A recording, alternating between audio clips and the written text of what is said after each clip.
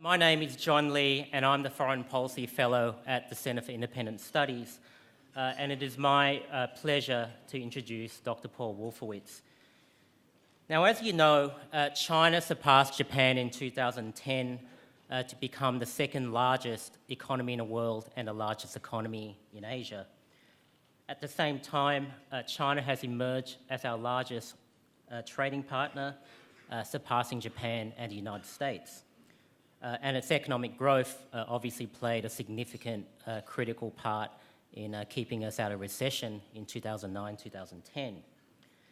Now, we all know that China presents huge opportunities for Australia and the region, but its rise is also presenting some challenges which in many respects is unique to our history. Since World War I, our major trading partner has always been a member of the Western Alliance, first Britain, then the United States, and then Japan. And it has also been a democracy. Now, China is neither in the Western Alliance nor is it a democracy. In fact, China's relationship with America is becoming increasingly complex and competitive and tense, while political reform in China, despite 3 decades of rapid growth, have in some respects gone backwards.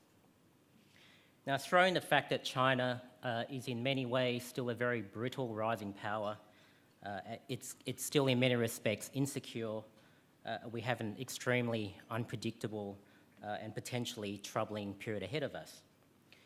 Now, I know few better people than Dr. Wolfowitz to speak about some of these issues.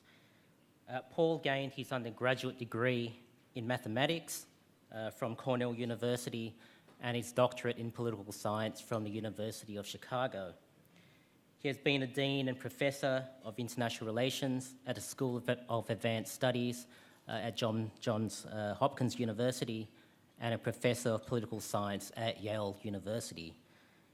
He was appointed the Assistant Secretary for East Asia and Pacific Affairs for the State Department in 1982 and as the US Ambassador to Indonesia from 1986 to 1989. If you ask Indonesians even today, they will confirm that Paul was warmly regarded and highly respected in this position. His service throughout the 1980s meant that Paul had an intimate view of what the American political scientist Samuel Huntington called the third wave of democracy to sweep through Asia. In 1986, it was the Philippines which became a democracy. In 1987, it was South Korea and Taiwan, before spreading to countries such as Mongolia and Thailand in the 1990s.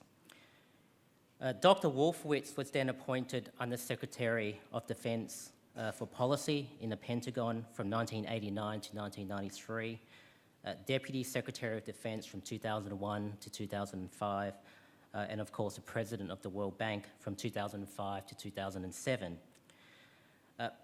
Dr. Wolfowitz is currently with the American Enterprise Institute and also Chairman of the Taiwan America Business Council. Now, can you please join me in welcoming Dr. Wolfowitz to the stage? Paul, the stage is yours. Thank you.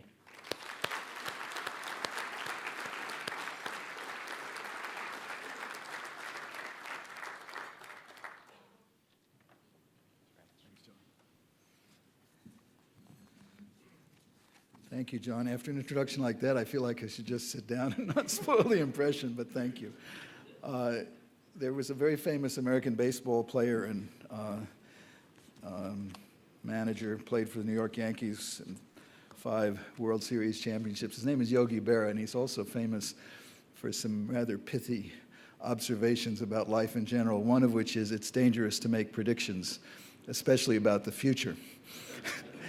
And it's particularly dangerous to make predictions about the near future. And usually I try to shy away from both kinds of predictions, but on Saturday at the Concilium up in Coolum, Belinda Hutchinson, having pointed out that the House proposal for the debt ceiling had just failed in the US Senate, asked me what did I think would happen. I stupidly stuck my neck out and I said, everyone understands there's a deadline August 2nd, they're going to make it. And I'm pleased to say The bill has now passed the House by a vote of 269 to 161. The Democrats were exactly evenly split, 95 to 95, and the Republicans voted 174 to 66. And I will now predict with some confidence it will pass the Senate and the President will sign it. So there. That's the end of my predictions. If I talk about economics later, just bear in mind that it's a science only in the sense that meteorology, that is weather forecasting, is also a science. Winston Churchill once observed that the United States and Great Britain were two countries divided by a common language.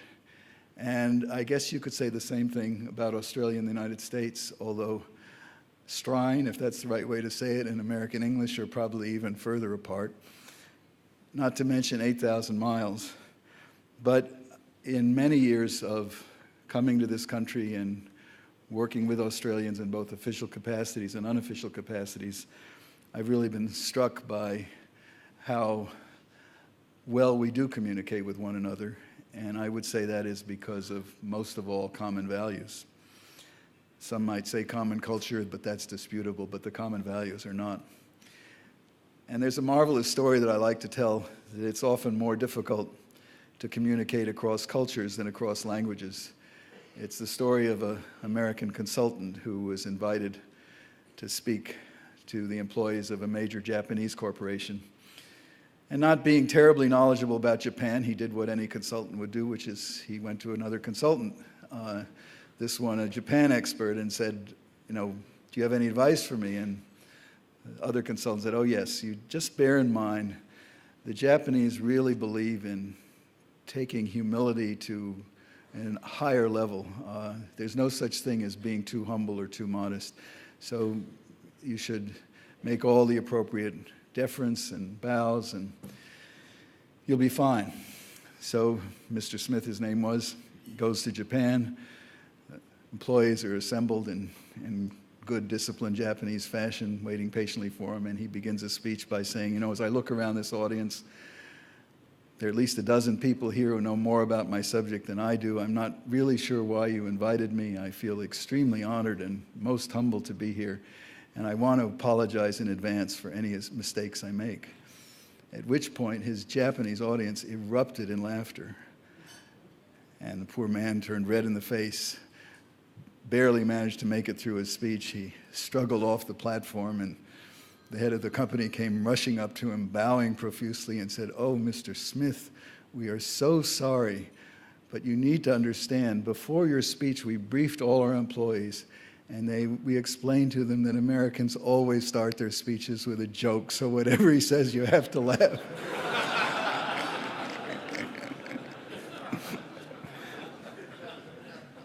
There, I started with a joke. I'm going to tell one more joke, but this is a serious joke. It's a true story. When Deng Xiaoping came to Washington in 1979 to mark the normalization of U.S.-China relations, he was seated at the great state banquet at the White House next to the actress Shirley MacLaine. And Shirley MacLaine had been to China, I think, a couple of times during the Cultural Revolution. And she was so charmed to be sitting next to the supreme leader, and she began to gush to him about having been to China earlier, and that she had had this truly impressive experience, most memorable experience, talking to a distinguished physicist who told her about how he had spent 2 years down on the pig farms working with the peasants, and this had given him a real understanding of real life and what the people really think. And Deng Xiaoping looked at her with his very beady stare, and he said simply, he was lying. Now, I think it remains of some importance, I'm not going to elaborate too much, but that it is a fact that China really hasn't completely gotten past that aspect of its political life. Deng Xiaoping did make some real progress when, under his leadership, they declared that Mao Zedong, who after all was the greatest mass killer of Chinese in history, was 30% wrong and only 70% right. So I guess you could say they're 30% on the way to the truth. And that portrait of Mao Zedong still decorates Tiananmen Square. And China still has a long way to go, I think, to come to grips with its political realities. And I will say a bit more about that. But what they have accomplished economically is stunning. I made my first visit there with George Shultz on his first official visit as Secretary of State in February of 1983, and the changes that I've seen since then are truly remarkable. Indeed, they're part of a phenomenon that I'd ask you to think about for a few minutes. The 20th century, which was really a pretty horrible experience for most of its 100 years, ended in its last 2 decades on an extremely positive note. There was the end of the Cold War. That was something, at least I'm old enough to say, I never thought I'd see in my lifetime. As I look around the room at people like John Lee, probably most of their lifetime there hasn't been a Cold War anymore. It wasn't something I expected. I lived through the Cuban Missile Crisis. As many dangers as we have in the world today, I don't think we're anywhere close to thinking that tomorrow we might all be dead. It's also been a period, in part because of that fall of the Berlin Wall, but only partly, a period of extraordinary expansion of human freedom, political freedom, not only in the former Soviet Union, but also in much of Latin America, in much of East Asia, as John has already mentioned, including places like Korea that had no record of democracy in their thousands of years of history, in Taiwan, the Philippines, Indonesia, the largest Muslim population of any country in the world, and maybe most remarkably of all, even in South Africa. And finally, the last few decades have witnessed a transformation in the process of economic development. When I first became head of the policy planning staff in 1981 at the State Department, one of the big subject matters was North-South relations. I don't know how many of you remember that, but it reflected a view that there was a permanent division, more or less, between the rich countries and the poor countries, and the poor countries would remain permanently poor and dependent on the dole from the rich countries. Well, now, instead of talking about less developed countries, the term of the day is emerging markets. And what that reflects is the greatest progress in poverty reduction in human history, with more than 500 million people escaping poverty in just the last 3 decades. Of course, China has played a very big role in this last development. Not only has the number of Chinese living in poverty been reduced by several hundred millions, but China's success, which was itself inspired by some of the smaller countries around, such as Taiwan, Singapore, Hong Kong, South Korea. China's success has inspired others, and some of the leaders of India's economic reform, for example, have said to me that we started our reforms 10 years later because we saw what the Chinese were doing, and we realized, A, it was possible, and B, we better catch up. Indeed, the whole economic structure of East and South Asia, that is to say Australia's neighbors to the north, has been transformed by the economic change that has taken place and that continues not only in China, but in most of Southeast Asia, Northeast Asia, and India. Not since the emergence of Germany and Japan and the United States 100 years earlier has the world witnessed such a major shift in the balance of power. Like the beginning of this century, the beginning of the 20th century was a time of great hope and promise. It was an era of, for the time, extraordinary globalization, unprecedented expansion in world trade. It was a period of exceptionally fast economic growth, particularly in the United States, but also in Europe. It was a period of great technological changes. We take them for granted now, but the automobile, the airplane, the telephone, the telegraph, the light bulb, life had changed dramatically thanks to technology, as has our lives changed dramatically. And quite importantly, the last century began on a generally pacific note. I use the term advisedly. This Pacific Ocean has ended on a surprisingly pacific note as well. A long period of peace, at least among the major powers. So much so that we saw at the beginning of the 20th century people getting almost rhapsodic about this being an era of permanent peace. An economic journalist, I believe he was British, named Norman Angell, wrote a book called The Great Illusion. He had trouble finding a publisher, so he put out 7,000 copies with his own money. It became a runaway bestseller. It sold, I think, 7 million copies worldwide. And the great illusion of his title was the illusion that war pays. And Angell felt that you could prove with modern economics that war didn't pay, and that once people understood this, that would be the end of war. This is a quote from The Great Illusion. "A nation's political and economic frontiers," Angell wrote, "do not now necessarily coincide. Military power is socially and economically feudal and can have no relation to the prosperity of the people exercising it. It is impossible for one nation," he said, "to seize by force the wealth or trade of another. In short, war, even when victorious, can no longer achieve those aims for which people strive." That was in 1907. One of his followers, and he had many, was the president of distinguished university from which my son graduated 100 years later, called Stanford. You've probably heard of it. His name was David Starr Jordan. President Jordan wrote, "The great war of Europe, ever threatening, will never come. The bankers will not find the money for such a fight. The industries will not maintain it. The statesmen cannot. There will be no general war." He said that in 1913. Talk about bad timing. Because, of course, the following year, World War I broke out. And World War I, which was a disaster all by itself, led to subsequent disasters. I think it's fair to say it was responsible for Bolshevism in Russia and all the tragedy that followed, for Nazism in Germany and all that Hitler inflicted, arguably even for the Communist Revolution in China, and then, of course, for World War II and the Cold War. Without World War I, it might be that the 20th century would have gone down as one of the greatest in history.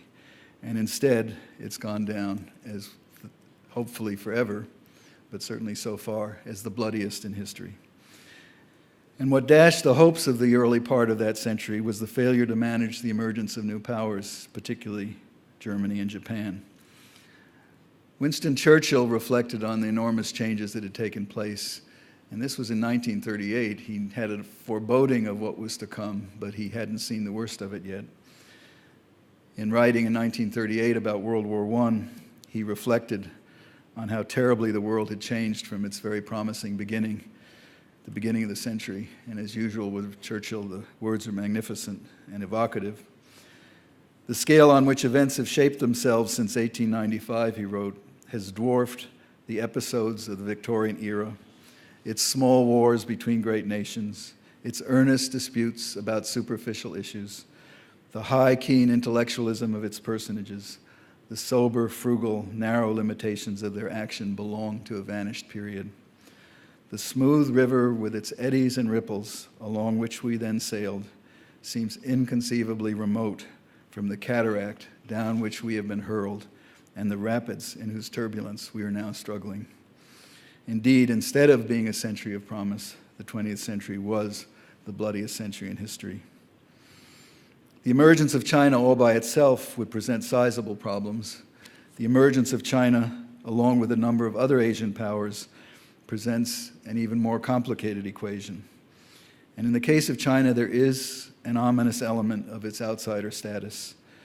To hark back to the turning of the last century, the obvious and disturbing analogy is the position of Germany, a country that felt it had been denied, in their phrase, its place in the sun, and that believed it had been mistreated by the other powers, and that was determined to achieve its rightful place by nationalistic assertiveness.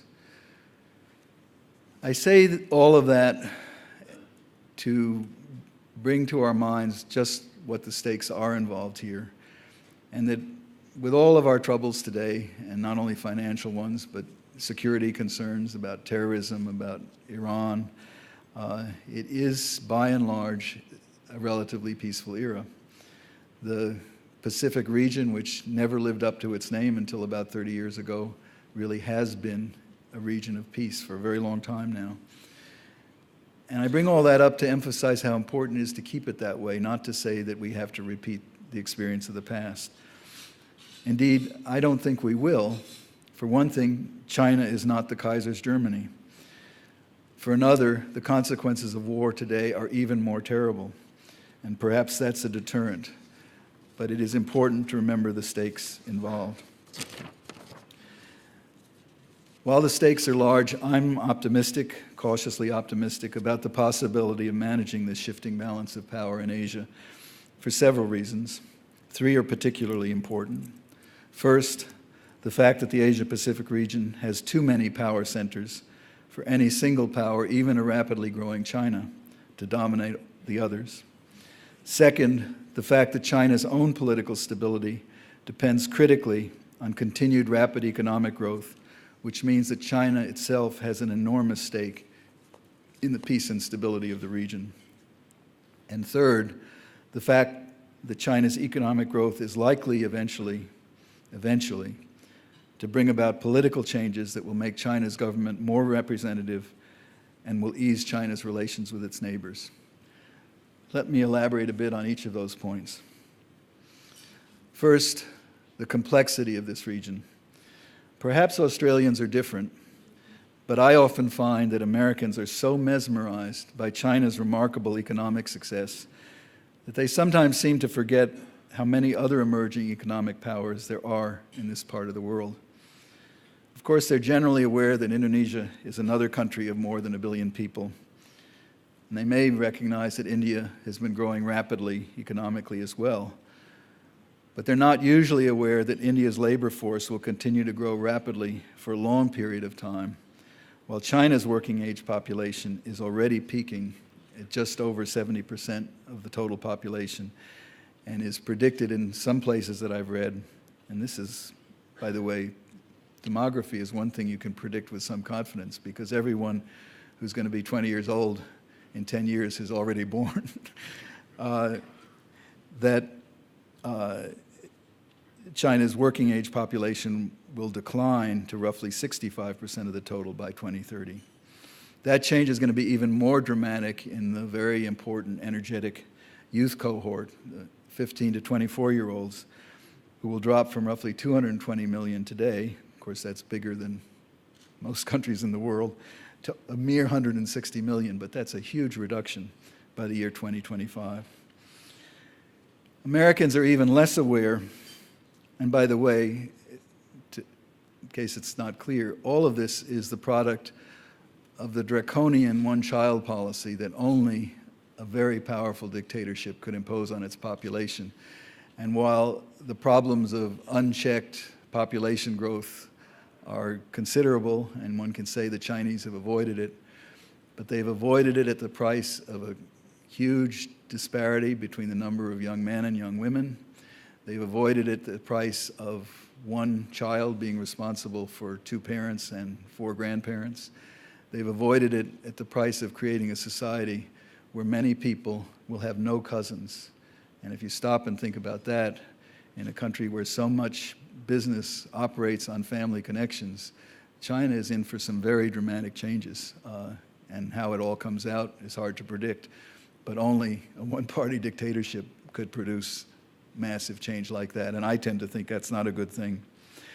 But to continue, Americans are even less aware of the potential of ASEAN and the fact that those 10 countries together have a combined population of 600 million people. That is to say, they're getting up in the mega range themselves, half the population of China.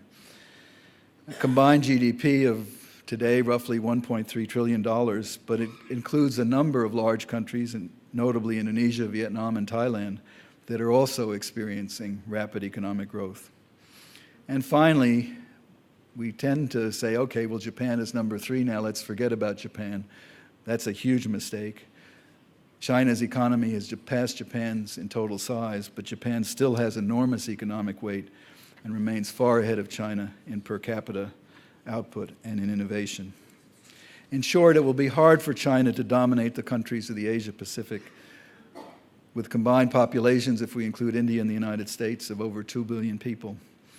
And like China, more and more of those countries are approaching the per capita productivity of advanced economies. Second, the political legitimacy of the Chinese regime is critically dependent on its continued rapid economic growth. Officially, the Chinese Communist Party rules the world's largest population on the basis of Marxist-Leninist doctrine that virtually no one in China believes in anymore. It's almost as absurd as if the government of the United Kingdom still claimed to the rule on the basis of the divine right of the British monarch. And of course, that isn't where the Chinese government derives its real legitimacy. In the absence of popular legitimacy, China's government depends on its economic performance, and that economic performance, of course, has so far delivered impressively. But like a person riding a bicycle who has to keep pedaling or the bicycle will fall over, China's economy has to keep growing in order to sustain the legitimacy of the regime. So China is profoundly dependent on peaceful world trade and on its access to world markets, and that is a good thing. Third, and this is a bit paradoxical, that same rapid economic growth that buys an important degree of legitimacy and stability for China's current rulers also brings with it a large and growing middle class that is increasingly resentful of arbitrary rule. The Beijing regime's sensitivity to that sentiment was reflected recently by the seemingly ridiculous ban on the display of jasmine flowers, a very traditional flower in China, in the wake of the Jasmine Revolution in Tunisia. I've read on the internet, I don't know if that's a reliable source, but you can find there apparently even an old video of President Jiang Zemin singing, former President Jiang Zemin singing some traditional Chinese song about the jasmine flower has now disappeared and you can't find it. That suggests perhaps paranoia, but as Henry Kissinger observed, just because you're paranoid doesn't mean they aren't out to get you. China's rulers do seem to be aware that the country has to evolve politically, and there have been halting steps to introduce more representative government at the local level. But here they encounter a dilemma that is captured perfectly by that Chinese proverb that says, "He who rides a tiger has to be very careful dismounting." They take baby steps at the local level to introduce elections at the local level, and then they're not quite sure they like the result, so they start to ratchet it back. I believe we're seeing that in Hong Kong, and we're seeing some considerable resistance to it from, if I'm correct, 200,000 people demonstrating in Hong Kong. Didn't get much attention, but it should have. Nevertheless, while change may come slowly and will surely encounter reverses, I think China, and I don't think, I know, China today is a vastly more open country than the one I visited for the first time in 1983 with Secretary of State Schultz. Back then, I remember trying to engage one of my counterparts in the foreign ministry on the subject of his taste in music. And even though I had been told by another government agency, as we like to say, that he liked classical music, I couldn't get him to admit to any such thing. And at first I was a little surprised, and then I realized it wasn't so many years ago when he could have been sent to the pig farms for admitting a love of Western classical music. China has changed extraordinarily since then, and however much further it has to go, it's worth remembering that. For example, just recently, two gentlemen, one named Yigong Shi and the other Yi Rao, who were the deans of life sciences at two of China's most distinguished universities, wrote in a recent editorial in the American journal Science this amazing statement: "For grants in China ranging from tens to hundreds of millions of yuan, it is an open secret," they said, "that doing good research is not as important as schmoozing with powerful bureaucrats and their favorite experts. China's current research culture," they complained, "wastes resources, corrupts the spirit, and stymies innovation." What a world of difference from being afraid to talk about classical music. Things have changed. And it's just one of many indications that I know of that Chinese elite opinion is not monolithic. I heard some very senior Chinese officials when I was head of the World Bank express skepticism about the way Chinese businesses were behaving in Africa. And you can read in state-controlled media criticisms of the recent high-speed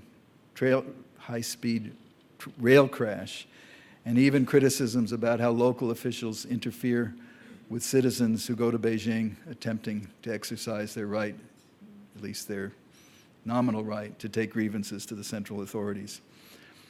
Perhaps most remarkable to me is that I have heard some party members express, admittedly only in private, that Taiwan could provide a model for China's future. You can read a former General Secretary of the Communist Party, Zhao Ziyang, in his book, Prisoner of the State, write that China needs to adopt not merely a democratic constitution, but one based on a three-part division of power, like we have in the UK or in the US or here in Australia. It's pretty remarkable. Now, you have to hasten to add that these people are mavericks, and Zhao Ziyang wrote that book when he was under house arrest, not when he was General Secretary of the party. But nevertheless, I think this debate, which it must be going on even more than we can observe, has to carry some weight. And in the long run, I think that authorities will more and more have to accept these dissident views, whether they want to or not. For one thing, even by their official statistics, the measure so-called mass incidents, which I gather is a euphemism for riot, the number of so-called mass incidents in China has skyrocketed in the last few years by their own numbers. And then there's the fact of China's steadily rising economic levels. I hesitate to say anything that sounds like an economic determinist, but I do think there is something relentless about economic growth and the growth of the middle class. If you look at statistics assembled by Freedom House, a very distinguished American human rights organization, they rank countries according to categories of free, partly free, and not free. China is firmly, at least for now, in the not free category. But if you look at their rankings, virtually every country that has a per capita GDP level of $17,000 or more, with the notable exception of some of the oil-rich countries, virtually every other country above that level of per capita income is at least in the partly free category, and the majority are listed as fully free. If that were to hold true for China, then change would be coming rather soon. Since China will reach that level by 2015 if growth is sustained at the 9 to 10% per year level, and even if it slips, I guess that's what we have to say, to 7% per year, China will reach that level in 2017. I don't think you can delay that impact forever. I remember in the early 80s when people, including very distinguished State Department Korea experts, said, look, this is the way Korea is governed.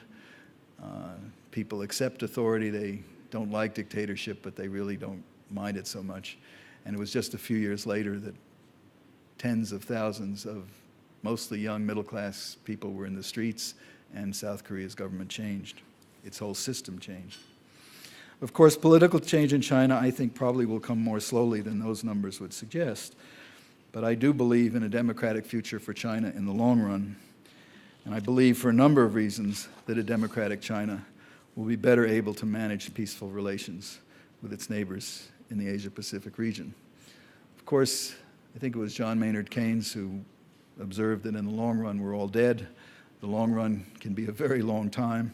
Some other wit observed that Germany launched itself, speaking of German history, launched itself on a trajectory of economic modernization in the late 19th century, and within a mere 60 years became a fully fledged democracy. Of course, those 60 years were pretty bloody and pretty awful. So in the long run, you really might be dead. So to get to the long run, wherever that is, we need to deal with China as it is, not as we hope it might become. I think China should not be dealt with as a threat, but definitely has to be considered a competitor. There are many areas where we can and must cooperate, but we must also recognize that there are areas where the relationship is basically competitive, and we need to be able to compete effectively. And that's particularly true when it comes to maintaining the military balance in the Western Pacific. It's hardly surprising that China would like to displace the United States as the dominant military power in this part of the world. But such a development would be harmful for all the countries of the region, including Australia, and perhaps, I have to say this, perhaps least of all for the United States. In fact, you may have trouble persuading some Americans that we should care about it. But I think we must care about it, and I think American leadership here is particularly important because with such disparate countries and disparate interests, leadership is needed to bring together the consensus that problems in this region have got to be settled peacefully. If problems are left to be settled by individual countries dealing separately with one another, the chances are greatly increased that the strong will simply dominate the weak, or worse, that disagreements will lead to conflict. The temptation historically has always been strong for Americans to say, let's just ignore the problems of the rest of the world and withdraw behind the thousands of miles of ocean that separate us from Europe and Asia. I'm cautiously optimistic that that view will be rejected, that America will rise to the dual challenge, and it is a dual challenge, of restoring balance in our own domestic affairs and remaining engaged in the critically important issues facing this region. Generally speaking, I think as a country we have learned that it's better to confront small problems early than to wait until they become much bigger problems, which we are forced to confront at much higher cost. In that respect, though, I would say Australia has a uniquely important role to play. Because of our common values and our ability to deal with one another candidly and also civilly, Australia truly does punch above its weight in our common policy deliberations. Australia brings to discussions about the future of the Asia-Pacific region the crucial perspective of a true ally who is part of this region. I'm old enough to have experienced once before, in the late 1970s, when the U.S. was in a mood of post-Vietnam withdrawal, and by the way, one could say economic crisis with double-digit inflation and very high unemployment. And in that period, in the late 1970s, Australia played an important role in convincing policymakers in Washington that we could not afford to ignore developments in the Pacific and in the Indian Ocean. So let me just conclude by saying that as we enter a period of enormous challenge for the future of this region, one that will affect the entire world, I hope that Australia will continue to join with the United States to encourage a constructive American leadership role in this vital part of the world. Thank you very much.